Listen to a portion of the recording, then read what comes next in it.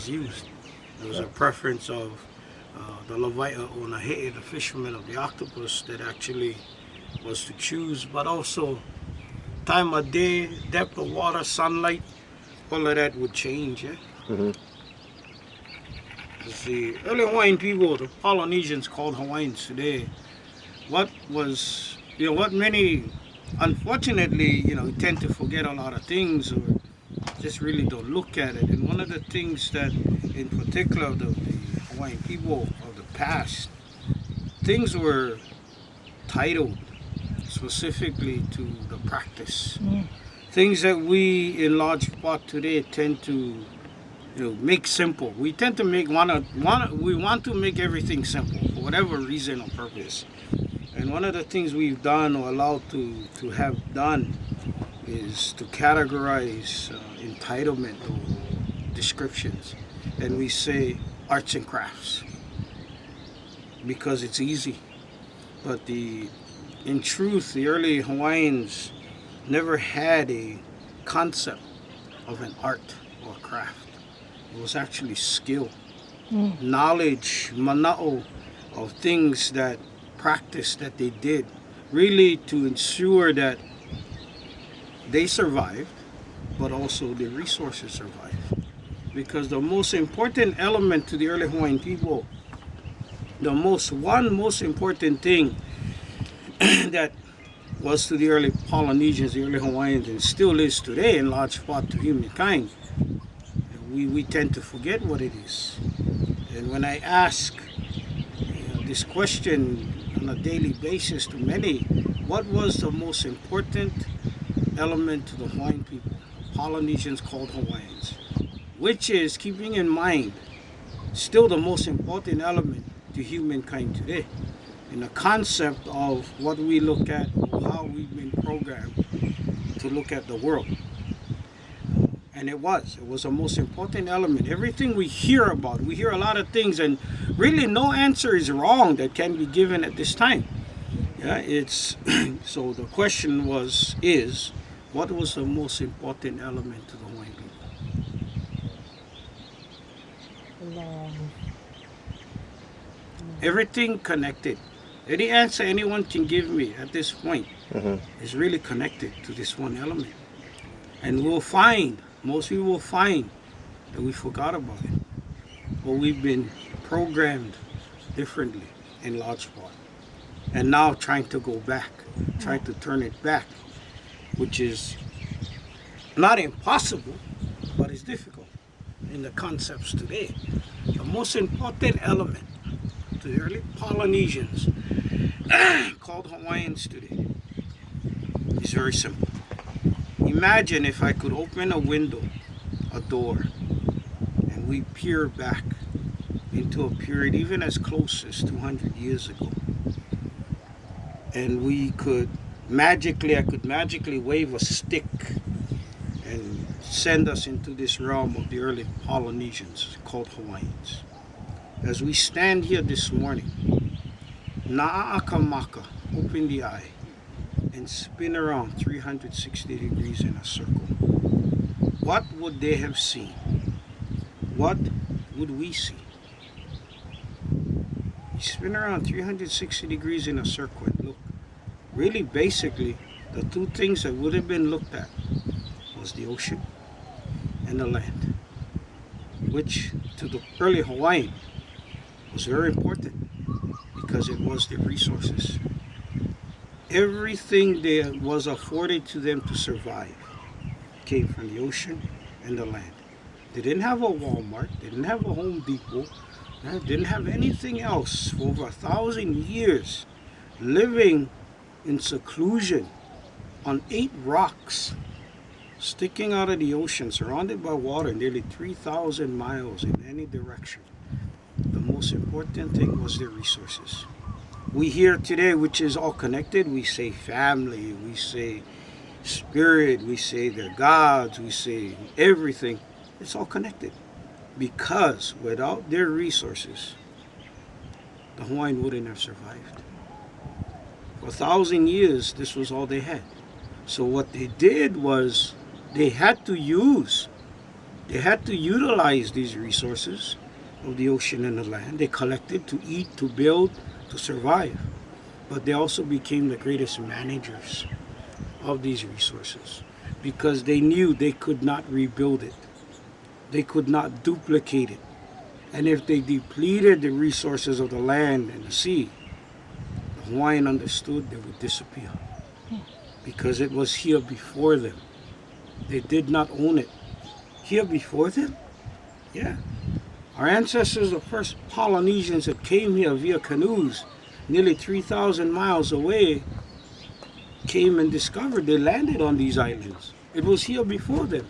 They knew they couldn't rebuild it, but to live here, they had to live with it. So everything they did was really specific, which why we tend today to make things easy. We eliminate a lot of concepts and ideas and just put it in a box to make easy. Open a cover, open a book, and oh yeah, it's simple. But what was really unique was that for us here today, imagine if this was our village, say even 200 years ago, 300 years ago, we lived here on the coast. We would be termed a title, identified Hawaiian, yes, Polynesian, yes, but Lavaia. Lavaia. Today you open a book, it says Hawaiian fisherman. It's too shallow. It's too short, too easy. Lavaia were, really when you look at it in term, was the ocean resource gatherers. Yes, fishermen, but they were also the ocean resource managers. And everything they did was specifically titled to each skill of practice. This here is termed the lehu he'e. The lehu for the shell, the he'e the octopus. The one who used this tool, this fishing tool, this hook, this makau, was called the Lavaia ona he'e. That was their realm. Those who practiced gathering the octopus knew everything of the he'e. They were able to see in the water with the use of the kukui nut, by crushing it, throwing it on the water on a calm day like today, creating an oil. The oil from the kukui nut is like a glass to see beneath their canoe on the reef, and they could see the octopus. Now, to be able to see the octopus was one trick. To be able to identify an octopus, to say one octopus they look at is kane, is male. One octopus they look at is wahine, is female. The ability to do that was important to the resource because you do not take females when they're mating, because the eggs that the female would lay and hatch in her house was their resource for the next 4 generations. You see, that concept alone is very different. The Polynesian looked at their resources as 4 long period. Only recently now we hear for future generations. For a long time we hear, oh, just the next generation. But the Polynesian looked at 4 generations. So the skill of collecting the octopus, for example, for food, but parts of the octopus, the he'e was used for medicine, la'au, was very highly tradable to the fishermen of Macau, the fishermen of the fish hook, for bait. So that connection alone, in early Hawaii, they never lived in the concept of mine. It was ours. In order to survive, everything they did was communal. Individualism was not to be done because you wouldn't survive. One is a lonely number. One doesn't last forever, doesn't go too far. It disappears. So together, they survive. Now inland, again, was very specific. Those who planted and harvested the land, the crops, the term was called mahi'ai, cultivators, farmers. But what was unique was every plant that the Hawaiian mahi'ai, the farmers, planted and cultivated had multiple use. They never planted and cultivated plants to suit the eye or the nose. Specifically, plants for a beautiful flower or a beautiful fragrance, a scent, was considered a waste. Not a waste of time. It was a waste of a resource, the land, the soil. And you look at the islands, rocks. Hundreds of years ago, it was more rocks than what you see plants. So very, very limited. So every plant that they grew had to have multiple use, from the top to the root. Food, shelter, medicine. So even in this equation of the ocean and the land, where do you see the Hawaiian? The Hawaiian, the Polynesian never looked at themselves as number one. The resources was first. For without it, they wouldn't survive. So to the Hawaiian, they were third or even fourth in this circle of life as one may look at today, because they could not own it. They only could live within it. So in order to survive, they made connections. Everything on the land, the plants they cultivated, had a counterpart in the ocean. And everything in the ocean had a counterpart on the land. Why? Everything they cultivated on the land and in the sea, they managed, will go through a period of reproduction, will nest, will lay eggs, will reproduce. In this cycle, the Hawaiian never touched it. Whatever it was. So on the land, a plant, when it's showing you it is reproducing, it's going to create seed. It forms a bud, flower, fruit. From the fruit comes the seed. In this cycle, the farmers do not touch the plant. Even if you need the fiber, the bark, to make rope, you do not take from the plant when it's reproducing, because ultimately you need the seed from the fruit to plant for the next 4 generations. So in this cycle, its counterpart in the ocean, a fish, is nesting, laying eggs, which will be ultimately the resource. So the fishermen, you do not touch the fish, the animal. Farmers, you do not touch the plant. Even in this cycle, where's the Hawaiian? Not even in there. The Hawaiian is fourth. The third element in this connection is the moon, Mahina. When the moon, Nahuliao, changes from Kanepo to Piha Mahina, the full moon, you throw it on a calendar today, it tells us 28, 30 days. In this cycle, the plant, native plant changes. This counterpart changes. The moon, Nahuli, Kaulua, Mahina, second time. 2 moon, 4 days, 4 nights. The fruit that was formed on the plant has seeds. The seed, there may be 500 seeds in the plant. The fish, its counterpart, the seaweed or whatever counterpart in the ocean of the plant, has eggs. Maybe a fish, it has 1,000 eggs nesting. The Hawaiian could not say of 500 seeds, 500 will germinate. They could not say 1,000 eggs, 1,000 will hatch and live. But this cycle had to be allowed to occur, because whatever survived was the resource for the next 4 generations. 4 days, 4 nights after the second full moon, whatever seeds they look at, what will germinate will germinate. Whatever eggs in the ocean, what will hatch will live. They did not say 1,000, they did not say 200, but they had to abide by that cycle because it was their resource. Without it, they wouldn't survive. So everything they did was interconnected. Every skill was important to each other. What you, all of us did was important. You were literally Honaunau. You were born into a practice or a skill. But because of the concept of society of the early Hawaiians, you were not restricted to only do what you were born into. You learned other things because it was to share so that everyone would survive. Yes, they had their dissension. They had wars and everything, but that was part of that cycle. In order to survive, they had to. That's why places like this became very important to the early Hawaiian culture. Yeah? Known as Pu'uhonua, sanctuaries. There were approximately 30, 32 in all the islands.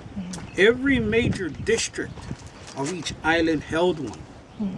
Whether it was a piece of land, sometimes even the body of a ruler, a chief, an ali'i, was considered a pu'uhonua. Now the importance of a pu'uhonua, as you look in the brochure, you hear, was to afford one a second chance. If they had broken kapu, fishermen took a fish by mistake that had eggs, punishment was immediate death. Why? Because he disrupted that cycle. But what more important was, yes, affording a second chance, but really not to the individual. It was really to society. Because what was believed when a person broke a kapu, nature, nakeakua, the gods, which was nature, become angered. In revenge for breaking of a kapu, they believed things would occur. Lava flows, fire, no rain, too much rain, tidal waves, tsunamis. These natural events, what would occur? Destroying the resource. Destroy the resource, everyone suffered. So really to appease the gods, to appease nakeakua, nature, was punishment of death, yes. But when a person made it here, that's why it explains, how many people made it? We don't know. How many times did they come here for breaking a kapu? We don't know. It said you could come here as many as you want, but so if they came here, nothing happened. It was just that concept that when they came here, everything was at peace. Everything was settled. That's why right now at this moment, you're actually we're moving into a period, the end of what is known as makahiki. You look at the ocean, it's very calm today. It'll get calmer and calmer as these next few months occur. But for 4 months, in the month of November, December, January, February, very rough. A lot of rain, no rain, wind, high surf. In these 4 months in our early Hawaiian calendar or system was a time of makahiki. No hard work was to be done. No wars was to be taken up. Pu'uhonua, other areas were taken care of. Because this was a time of honoring one deity, Lono Nakeakua, the god of agriculture, the god of the farms, of all 4 elements included. But Lono, at this time, to be honoring him, no canoes went to sea and hard fishing. The water's too rough.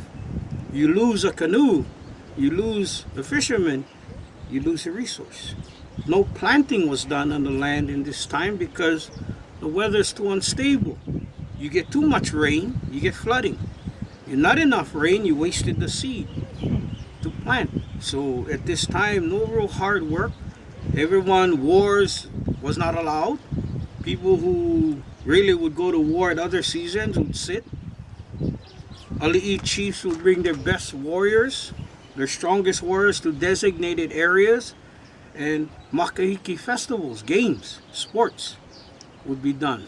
Wrestling, playing konane, Hawaiian checkers, running, all of these sports were done. It's like the Hawaiian Olympic season because this was a time everyone rejuvenation was to rejuvenate. We look at today and simply when there's high surf and things, so the ocean's rough, we say damaging surf. Yeah? Houses along coastlines get damaged. Well, nobody tell them build right on the water. Get torn down, and rain, when there's rain, there's too much rain, it floods, or dry. It's so dry that things won't grow. But then when it changes, everything, when the ocean settles down like this, it's rejuvenation. Everything that was upturned, clean, we call pi'ikai, cleansing, cleaning. It'll regrow. The land, now we're starting to get rains. Not real heavy rains, but in the evenings and so forth, the land rejuvenate. Now time to farm. Now time to go back to sea, because everything was a cycle. The Hawaiian had no jurisdiction over it. And one of the deepest concepts I leave you with this morning to chew on Something to think about. Because it is still the same challenge of us today. No matter in the middle of the ocean on 8 rocks, around the big blue marble. It's the same challenge our people had 1,000 years ago and we still have today all over.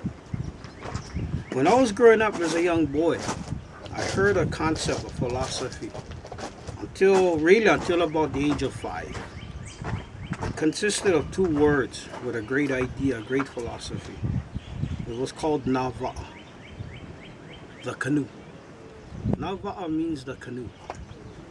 Now, when I was like the age of 5, we always heard these stories. We heard of Nava'a. When we went to school, never was taught. Never saw it in books. Teachers never talked about it. No matter, we learned a lot of things. Yes, we learned part of our Hawaiian history.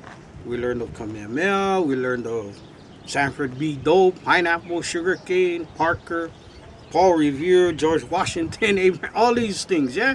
The great Boston Tea Party. All of these things we learned. But the concept of Nava'a, I never heard it in school. So later on, I started asking. And I asked teachers, professors, those with own knowledge of paper, pala degrees in world studies and philosophies.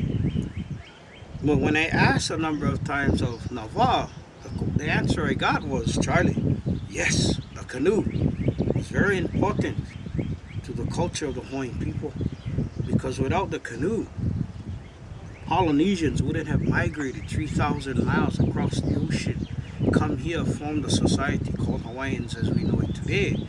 They wouldn't have gone fishing and traveling on the canoe. So yes, the canoe was a very important part of the world, the concept of the Polynesian Hawaiian. That's not false, that's true. And then, thinking, and then I'm asked, why is there another concept to it? I said, well, when I was a small boy, Nava'a, how was described to us as the early Polynesians, the Hawaiians. Nava'a was a concept, yes, of a canoe, but it was living on a canoe. To live on a canoe, the concept, the idea of the early Hawaiians who lived here. These 8 islands, yeah, I call it 8 rocks, jokingly. Yeah, literally, was called the world of the Polynesian, the Hawaiian, surrounded by water. But to the Hawaiian, early, these 8 rocks, these 8 islands, were 8 canoes.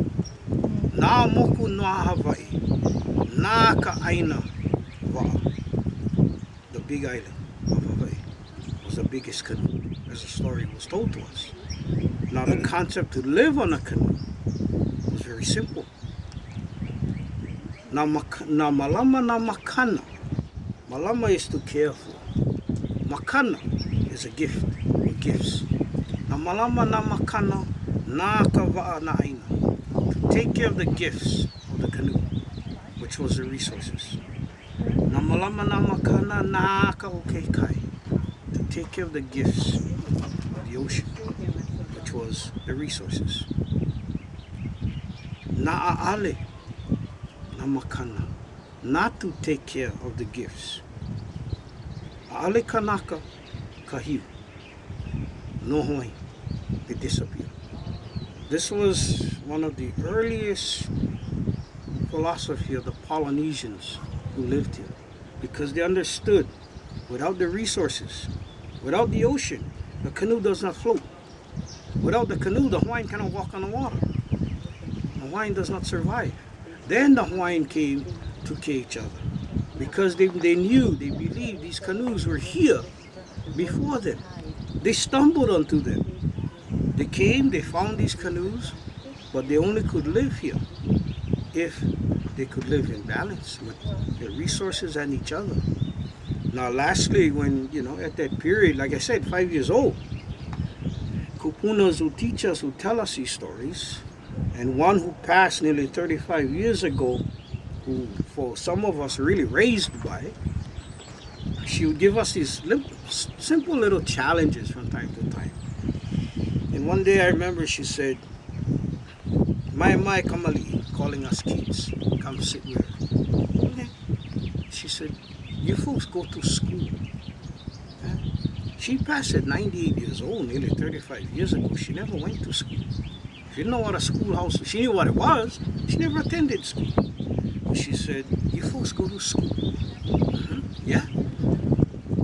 In school, they teach you of a round ball with many colors. Green, brown, yellow, mostly blue, white on the top, white underneath. Sometimes sits on a table, sometimes a picture on a wall. She asks us, what is that ball they teach you? Oh, easy to do. Simple, that answer. That's the world. That's the globe. That's where we live. She says, I Pu'uhonua. Yes, that's true. But naka maka, naka huliao. Open your eye. Do you see the change? What change? 10, 12 years old. What change? She said, do you folks live on a canoe? Yeah, we still live here on the Mo'una, Hawaii. She says, yes. But can you find the 8 canoes on that colorful ball? Yeah. The 8 islands, the 8 rocks in the middle of the Pacific Ocean. She says, aye. But now do you see the huliao, the change? Maybe. Before she left, shortly before she left, she told us, she gave us this, she said, always remember, you folks no live on 8 canoes. She said, my time on this water is over, is power. This canoe is you folks. How you folks going to live on a canoe is up to you folks. But remember, you no live, you do not live on 8 canoes. You live on 1 canoe. Wow. You know, 10, 12 years old, it's kind of over your head. You don't think about it. Yeah? Today, she says, some of you will understand it. We'll see. Some of you won't. But that is fine. Yeah? But when you see and understand you live on 1 canoe, you will see a great challenge ahead. To understand it, you have to understand the same concept of the canoe. To take care of the canoe. To ride the canoe, because you only ride the canoe for a short period. You do not own it. You cannot change the canoe. The canoe will always change. Okay? So today, I see it real clear. We say go green. We say recycle. We say stop global warming. Save Mother Earth. 10 years old, walked in a classroom up here on the hillside, Kona in Hawaiian elementary school. Well, I was there for nearly 14 years to get out of that place, but I made it. At 10 years old, walked in a classroom, there was a word written on the chalkboard. It is one of the most used words and concepts today on our canoe.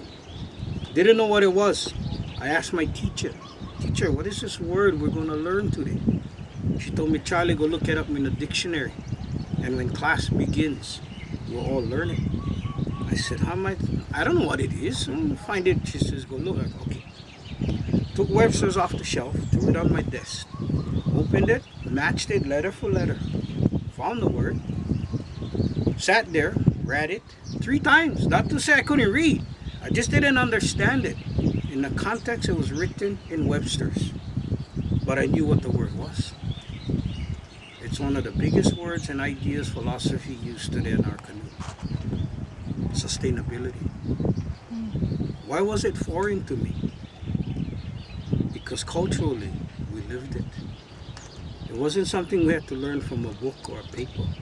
And all early cultures throughout the big world, the canoe today, knew it.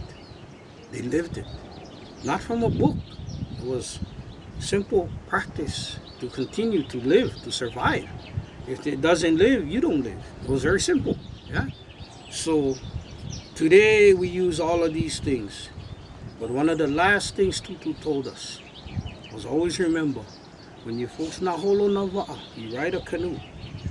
And for those of you who Honaunau, na mea wa'a, born on canoes, na holo na wa'a na o ke kai canoe, you ride canoe. And that's when we were little kids, every day going to the ocean on canoe. She said, a canoe is important, yeah? Yeah. Okay. You have the best canoe, the fastest canoe, the strongest canoe, the biggest canoe. You have the best paddlers on a canoe. Everybody on the canoe. What needs to be one of the most important things on a canoe for you to reach your destination or to attain your goal while you're on the canoe? Oh, easy. You have the best equipment, best paddles. Yeah, there's something else. But I'm not going to tell you folks. You folks will have to grow and you will learn it. I think we know it today. All of these concepts on our big round canoe are great. Green sustainability, they're great. They're all great. But the one element Tutu spoke of is very simple. You got to get along. You don't get along on a canoe, you're not going to survive. You go out there on a canoe, like on our canoe, we see it today. We don't get along. Everything is there. We don't get along. Get along on a canoe. That's important. Because if you don't, the canoe will leave you behind. The canoe will always survive. People will tell me now, this world, the canoe flips over. Yeah. What happened to those on a canoe? If you cannot swim, history. You swim, yeah, you way out there, you come manu kau, shark food, well, you history. The shark gotta eat too. What happens to the canoe? Even if we lay over upside down, the canoe still floats. It's wood. It doesn't sink. The canoe will survive. But why did the canoe lay over? Because those on board didn't get along. They had the best canoe.